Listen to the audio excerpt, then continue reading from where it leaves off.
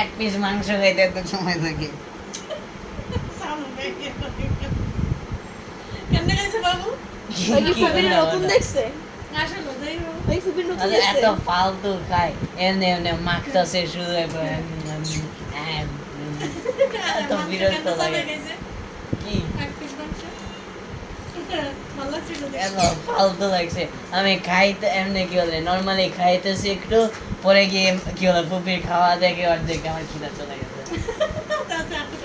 কেন জিভে বের এই না করছিল তো নাকি? জিভে বের করছিল নাকি? এভাবে এভাবে হ্যাঁ।